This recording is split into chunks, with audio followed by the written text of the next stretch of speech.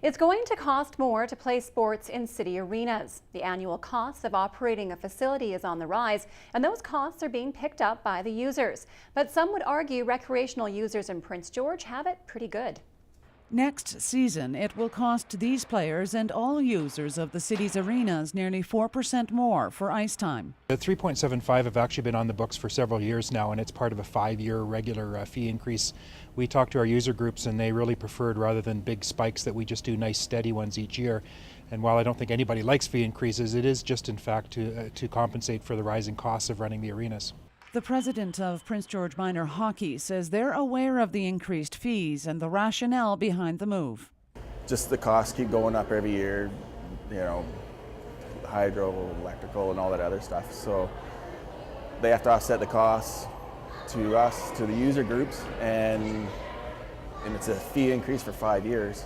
Every year, 3.75% increase every year for 5 years. It means the cost to pay for ice alone for every player in minor hockey works out to just over $380 per season. These parents from Lloydminster pay nearly 3 times as much, an average of $1,000 a season. I just find it really important that they play and play to the best of their ability, and this is our chance to get them to play at that level. So the kids they're good at it, and it's a good sport to be in. It's Canada's sport. It's physical activity and keeps them out of trouble. Another wild card around recreational fees is the core review. There is a strong suggestion that user fees should be increased to better reflect the actual cost of operating the facilities.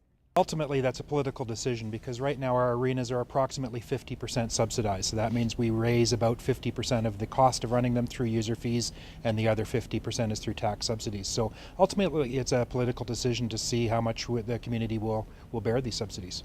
However, some reservations were expressed. If fees increase too much too quickly, fewer people will use the facilities, cutting down on revenue. Cheryl Jan, CKPG News.